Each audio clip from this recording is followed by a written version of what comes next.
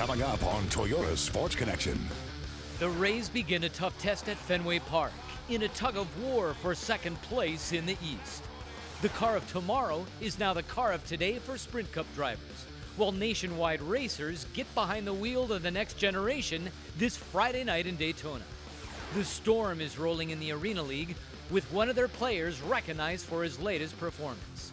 The Freeman era is well underway for the Bucks. Coming up, what a second-year quarterback has that a veteran may have lost. Josh explains. And in our Sports Connection Spotlight, we'll introduce you to a woman coach teaching a man's sport. This is Toyota Sports Connection with Tom Buren. Well, you made it. Thanks for staying up, everybody. Glad to have you here. Hope your Tuesday went well. Just how the Rays hoped things would go during their two nights in Boston, the first of which tonight, the Rays and Red Sox division regulars, growing rivals, and now with something to play for in late June. That huge early margin in the standings between the two has shrunk significantly, with the Red Sox finally jumping ahead of the Rays by just one game. So the free-for-all at Fenway is all about heading into July, sitting second in the East.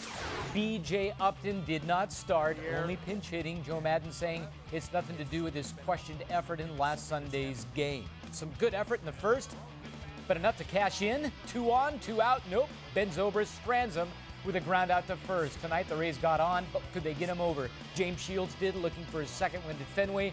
5 hitters in, catching J.D. Drew drooling. Shields moving through early. Instead, more standstill in the fourth when he needed help. Rays with runners at the corners. Lackey looking to blow it by Bartlett, and did. Jason caught steering. 2 more left on base. It's becoming a problem. Bottom of the inning, the Red Sox come close. Runners on second and third. 2 out. Shields to the rescue. Picture perfect. No score into the 5th, which means nowhere but up. It's David Ortiz doing the damage. Big Poppy with a big shot, bringing the early 4th of July. That were 3-0 after 5. Then they kept piling on in the 6th. That's when Shields leaves. Bases loaded for Boston when a ground ball to end the inning gets botched. Brignac comes up empty as the 5th run scores. Rays finally score in the 7th. Not pretty, but productive. 2 out hitting from Longoria, who singles to left. Jaso scores while CC Dope gets caught in between bases. He's tagged, then again so are the Rays, as slumpy. The Sox tee off for 3 more before the Rays finally reach the seats for the first time in 4 games. Willie Ibar feeds the monster out in left center. Swing hard, swallow hard. The Rays lose this one, 8-5 the final. They are now 2 games back of the Red Sox. The Sun Toyota of Newport Richie scoreboard reads like this. Shields lasting 5 innings, gives up 5 runs on 7 hits. He now drops to 6 and 8. Rays with 12 hits. Crawford had 4 of them. Yankees lose to Seattle, so the Red Sox pull to within 1 game of first place. Rays stay 3 back.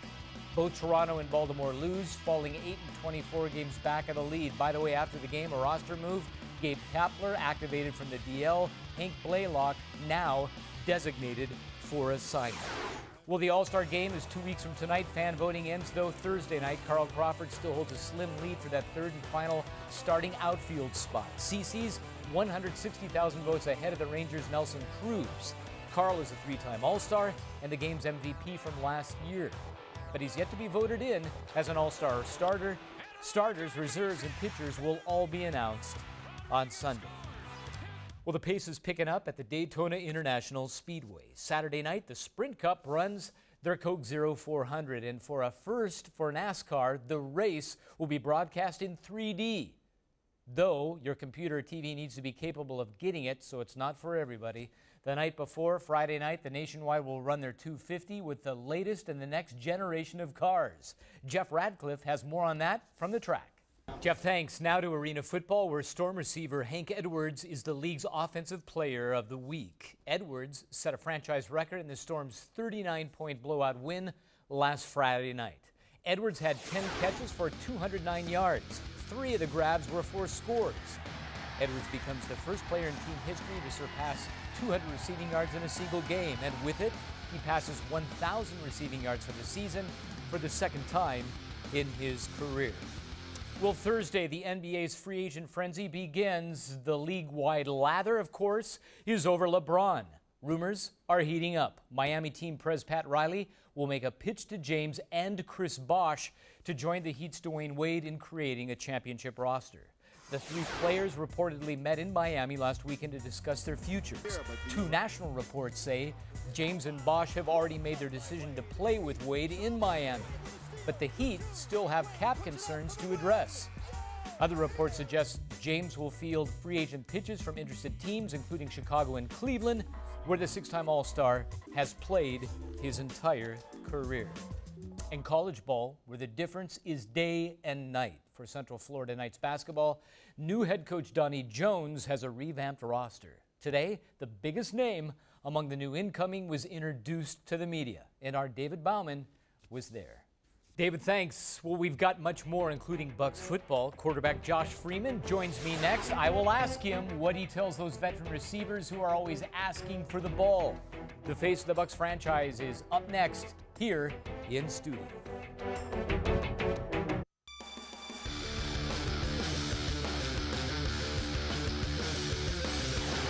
Well, welcome back, everybody. Always glad to have you here. Look who's in the house. Josh Freeman, Bucs quarterback, with us. Got a big smile because he's got camp now behind. A little bit of downtime before training camp comes. Some things on the horizon for Josh in terms of a season with high expectations. Want to start with this, Josh. And again, always glad to have you here. Coaches have talked about it. Teammates have talked about it. We've even heard it from you saying the success of this season hinges on me, or in this case, our quarterback. How much of that, as a quarterback, can you control? How much of it is beyond your control? You know, playing the position of quarterback, there's a lot that goes into it, a lot. But at the same time, it is one of the most pivotal positions on a football team. It's a guy that has the ball in his hands every play, the guy that is responsible to getting the ball to the other playmakers. And yeah, there's a lot that goes into it for sure. But yeah, it's definitely the way an NFL game goes. There's a lot of push back and forth. It's a momentum game. There's a lot going on. But as a quarterback, it's your job really to manage the game. Like I said, get the ball in the hands of the playmakers. And you know, if you mess that up, a lot of times you're not going to win the game. You know, whether it's throwing interceptions, whether it's not converting on third down, just not being able to sustain drives. But fortunately for me, I feel like we have a lot going for us in the running game right now, and also a lot going for us defensively. And I'm really excited to see how our defense plays. But yeah, back to your question about how much is in your control. I mean, there's a lot in your control, but I mean, I try to keep it real even keel. I mean, if you have a play, take it. But for the most part, you just want to keep the sticks moving and think about it like that. And the coaches say you'll be all right. How do you, as a 22-year-old second-year quarterback, how do you deal with a receiver who will come to you and say, you're not throwing me the ball enough? I'm your guy. Get it to me. Get it to me. Get it to me. Almost to the place where there's whining about it. How do you go about that discussion? And in this case in particular, if it's a veteran receiver? You know, I'd say this year it's going to be a lot easier. I mean, obviously last year you come in as a rookie, and you just want to come in. My dad told me, go in, work as hard as you can, and keep your mouth shut. Just go in, work. I mean, obviously there are going to be those times where you're going to step up, be vocal, and lead. But at the same time, you're a rookie. I mean, you have to earn your stripes. You have to come in, and you have to work. But I mean, I was fortunate last year. There wasn't a whole lot of that going on. I mean, obviously the receivers, they want to win. They want the ball in their hands. I mean, I understand that, but at the same time, I have a job to do myself.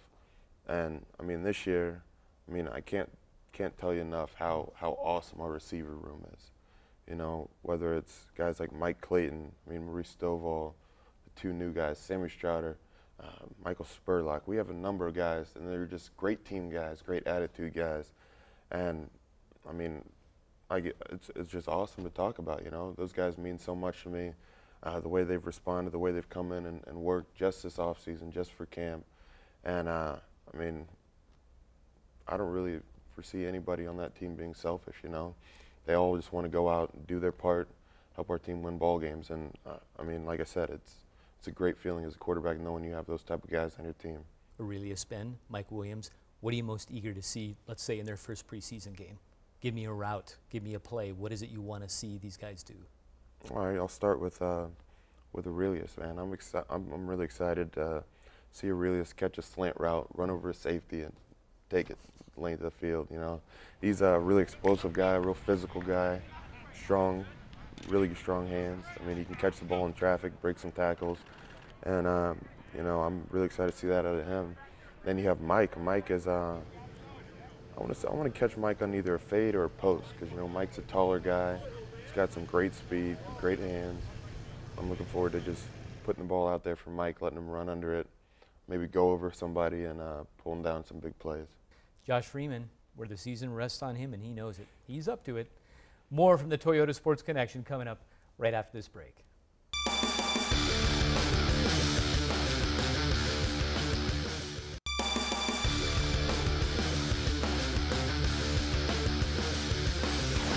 Welcome back, everybody. James Brown had that hit record entitled "It's a Man's World." He quickly and wisely followed up saying it would be nothing without a woman or a girl. For Tracy Stevens, the words hold true as she tries to break into a male-dominated sport. Our Tiffany Green tells her story in tonight's TSC Spotlight.